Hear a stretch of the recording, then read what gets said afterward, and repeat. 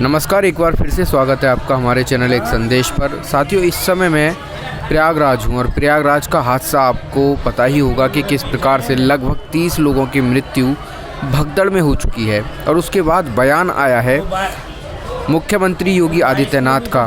तो हमने देखा है कि किस प्रकार से मुख्यमंत्री जो हैं वो फपक फपक कर रो रहे हैं कि किस प्रकार से जो श्रद्धालु हैं वो भगदड़ में मारे गए हैं।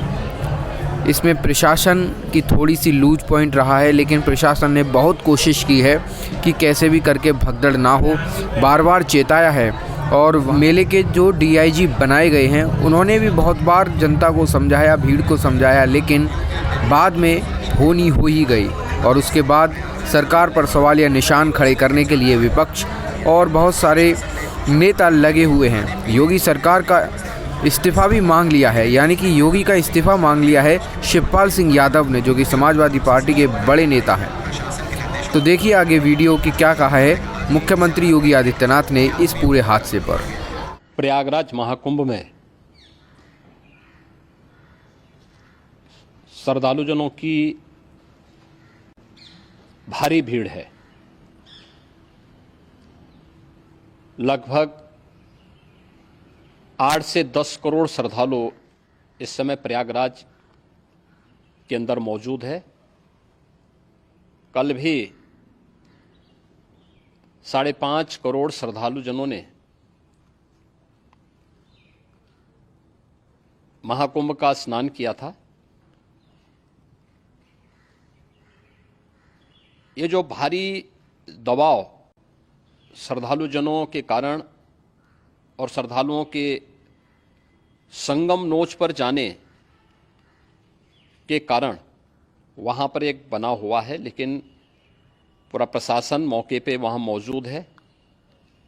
रात्रि को 1 से 2 बजे के बीच में अखाड़ा मार्ग पर, जहाँ पे अखाड़ों के अमृत स्नान के दृश्य से बैरिकेड्स भी किए गए थे, तो बैरिकेड्स को फांद करके आने में कुछ श्रद्धालु गंभीर रूप से घायल हुए हैं।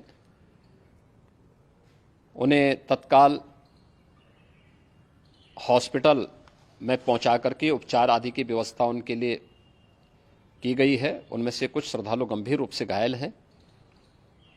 लगातार प्रशासन स्थानीय स्तर पर श्रद्धालुओं की सकुशल स्नान कराने के दृष्टि से रात्रि को कल सायंकाल 6:30-7 बजे से ही मौनी अमावस्या का मुहूर्त प्रारंभ होने के बाद से ही लगातार लगा हुआ है।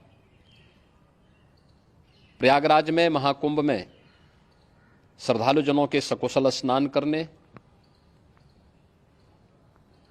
अमृत स्नान के लिए देश भर से आए हुए श्रद्धालुजनों की व्यवस्था के लिए, उनके कुशल क्षेम के लिए आदरणीय प्रधानमंत्री जी का प्रातःकाल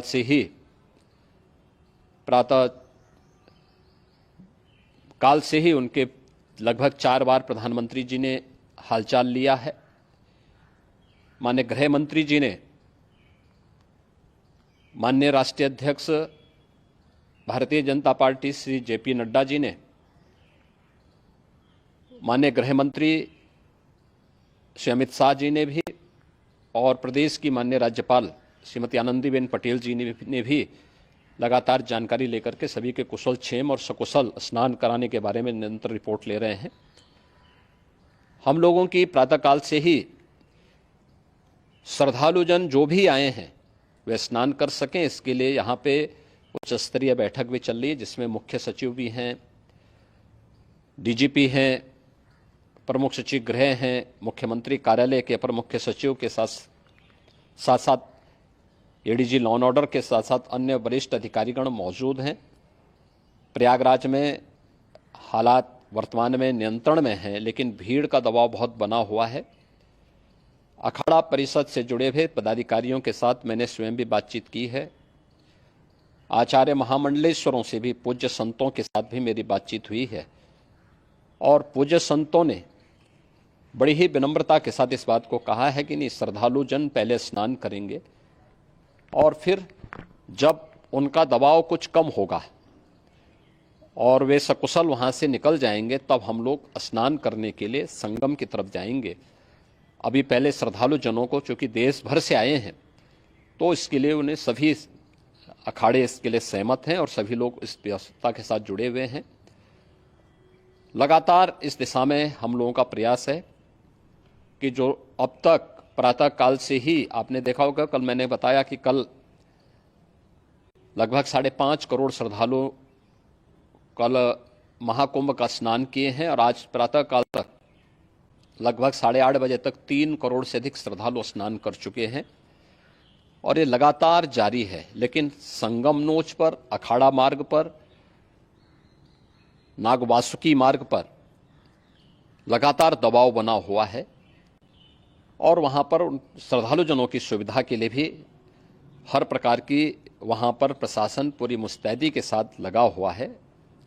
और इसीलिए मेरी अपील है पूरे प्रदेशवासियों से, पूरे देशवासियों से और सभी श्रद्धालुओं से भी, सभी पूज्य संतों से भी, कि अफवाह पर कोई ध्यान न दें, संयम से काम लें। यह सब आयोजन सभी लोगों का है। प्रशासन उनकी सेवा के लिए पूरी तत्परता के साथ लगा हुआ है। केंद्र और राज्य सरकार पूरी मजबूती के साथ वहां पर हर प्रकार का सहयोग करने के लिए तत्पर है। लेकिन कोई किसी अफवाह पे ध्यान न दे। कोई भी व्यक्ति नकारात्मक अफवाह फैलाने का प्रयास करेगा, उस प्रकार से नुकसान हो सकता है। और जहां पर हैं आप, लगभग 15 से 20 किलोमीटर के दायरे में अस्थायी घाट बनाए गए हैं, उसमें कहीं भी वे स्नान कर सकते हैं। आवश्यक नहीं कि संगम नोच की तरफ ही आएं, क्योंकि भीड़ देखते हुए, खासतौर पर जो बुजुर्ग हैं, बच्चे हैं, श्वास के रोगी हैं, उनको लंबी दूरी तय नहीं करनी चाहिए और जहां पर हैं वहीं पर आराम से पहले स्थिर होकर के कार्य करें, वहां पर रह करके। और जो नज़दीक के घाट हैं, उसी नज़दीक के घाट में स्नान करेंगे। सब गंगा जी के ही घाट हैं और गंगा जी के इस घाट में वही पुण्य प्राप्त होगा। ये मौनी अमावस्या है। मौनी अमावस्या में स्नान का महत्व है। संगम में स्नान का दबाव बहुत ज़्यादा है, इसलिए सभी लोग अगर वहाँ पे इसमें अपना सहयोग करेंगे तो सकुशल हम सभी श्रद्धालु जनों को वहाँ पर स्नान करने में सफल होंगे। और फिर इसके उपरांत अमृत स्नान के लिए पूज्य संतों से भी, अखाड़ों से भी हम लोग अनुरोध करेंगे।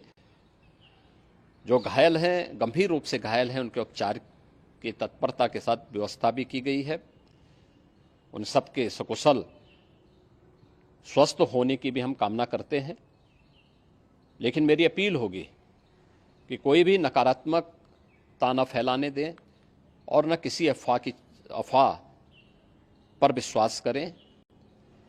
स्थिति नियंत्रण में है। हाँ, दबाव जरूर है, क्योंकि मैंने आपको बताया कि प्रातः काल से सुबह 8:30 बजे तक 3 करोड़ से अधिक श्रद्धालु स्नान कर चुके हैं।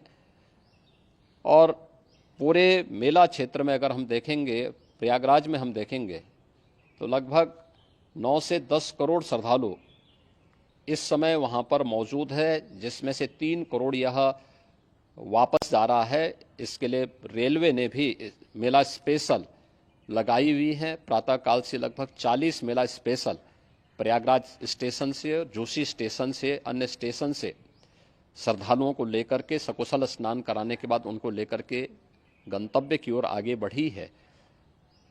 और लगातार ये प्रक्रिया वहाँ पर आगे बढ़ाई जा रही है। होर्डिंग एरिया भी बनाए गए हैं। प्रशासन जो वहाँ पर डायरेक्शन दें, मुझे लगता है सब लोग उसका पालन करेंगे तो सकुशल, क्योंकि पूरा दिन भर देर रात्रि तक अमृत स्नान का मुहूर्त है। मौनी अमावस्या का जो मुहूर्त है पूरे रात्रि भर है। इसलिए ये नहीं हो केवल इस पे कि हम अभी स्नान करेंगे, आवश्यक नहीं, कभी भी आप स्नान कर सकते हैं।